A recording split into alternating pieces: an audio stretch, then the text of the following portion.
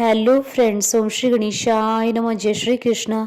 आप सभी का स्वागत है आपकी अपनी यूट्यूब चैनल पर।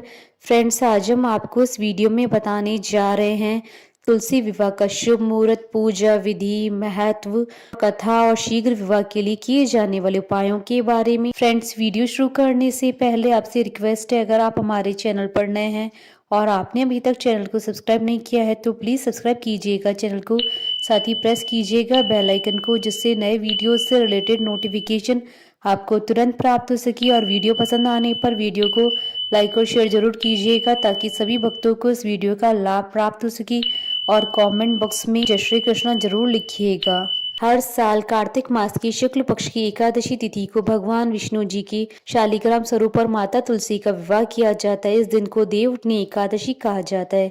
देवउठनी एकादशी के दिन ही भगवान विष्णु 4 महीने के बाद योग निद्रा से जागते हैं। धार्मिक मान्यताओं के अनुसार भगवान श्री हरि योग निद्रा से जागने के बाद सर्वप्रथम हरिवल्लभा यानी माता तुलसी की पुकार सुनते हैं। तुलसी विवाह के साथ ही विवाह के शुभ मुहूर्त भी शुरू हो जाते हैं। हालांकि ज्योतिष शास्त्र के अनुसार इस बार शुक्र ग्रह अस्त होने की वजह से तुलसी विवाह के दिन शादी के लिए शुभ मुहूर्त नहीं है। देवउठनी एकादशी के दिन तुलसी विवाह किया जाता है, इसलिए तुलसी विवाह को देव जागरण का पवित्र मुहूर्त माना जाता है।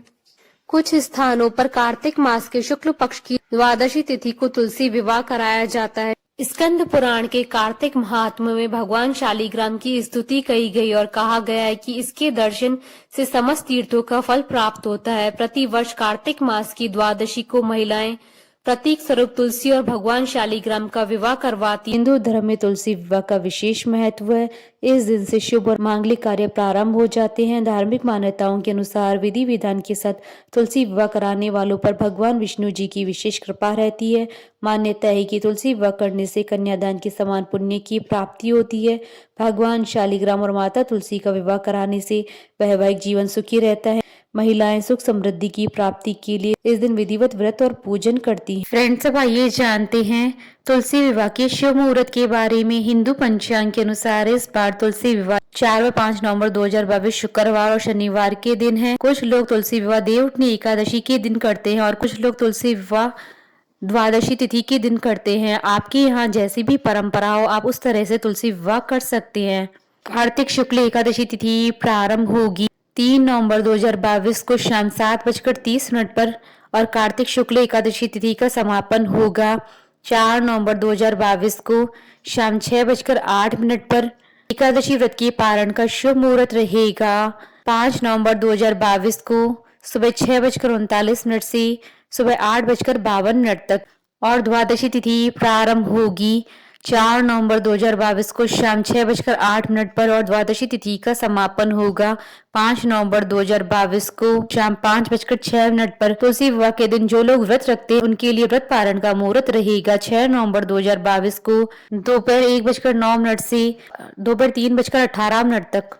तुलसी विवाह का आयोजन गोधूली बेला में किया जाता है। फ्रेंड्स, अब आइए जानते हैं तुलसी विवाह की विधि के बारे में। तुलसी विवाह के दिन सूर्योदय से पहले उठकर स्नान करना चाहिए और साफ वस्त्र धारण करने चाहिए। इसके बाद तुलसी जी को लाल रंग की चुनरी चढ़ाएं और श्रृंगार की वस्तुएं अर्पित करें। यह सभी चीजें अर्पित करने के बाद शालिग्राम जी को तुलसी के पौधे में स्थापित करें।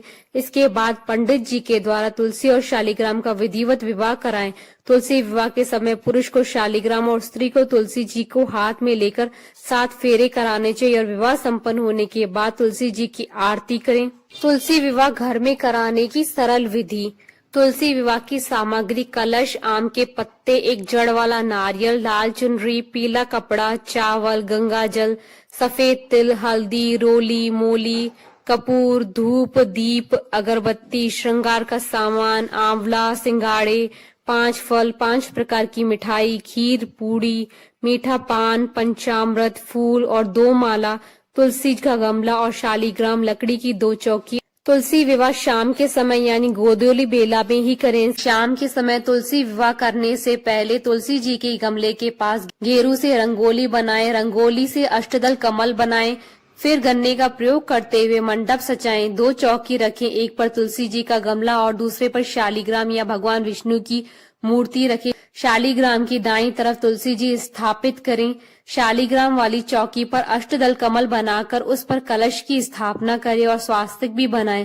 फिर आम के पत्तों पर रोली से तिलक लगाकर उसे कलश पर स्थापित करें।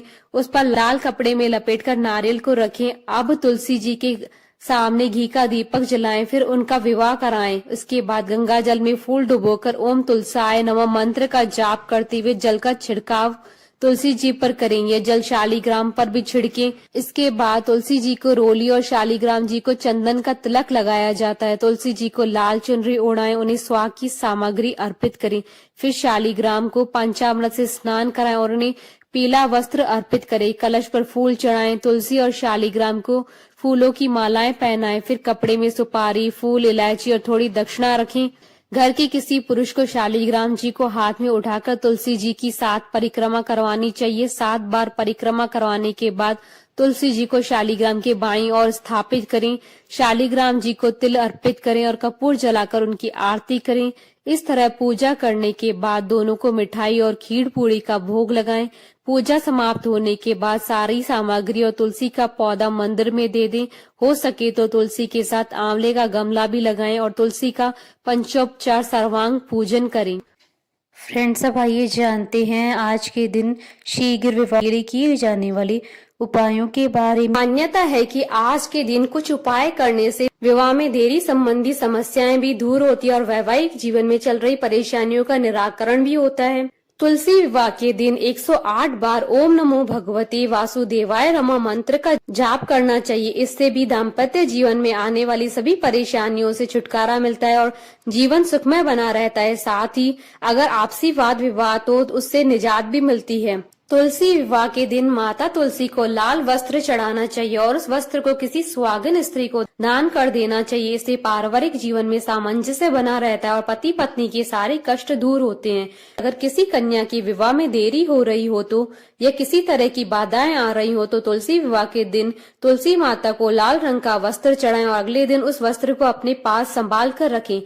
मान्यता है कि ऐसा करने से विवाह में आ रही अड़चनें दूर होती हैं। फ्रेंड्स, अब आइए प्रारंभ करिए तुलसी विवाह की कथा। पौराणिक कथा के अनुसार राक्षस कुल में एक अत्यंत ही सुंदर कन्या का जन्म हुआ जिसका नाम वृंदा रखा गया। वृंदा बचपन से ही भगवान विष्णु जी की पूजा करती थी और उनकी बहुत बड़ी भक्त थी। वह कन्या जैसे ही बड़ी हुई उसका एक असुर जलंधर से विवाह हो गया। वृंदा की भक्ति के कारण जलंधर को और भी ज्यादा शक्तियां प्राप्त हो गई।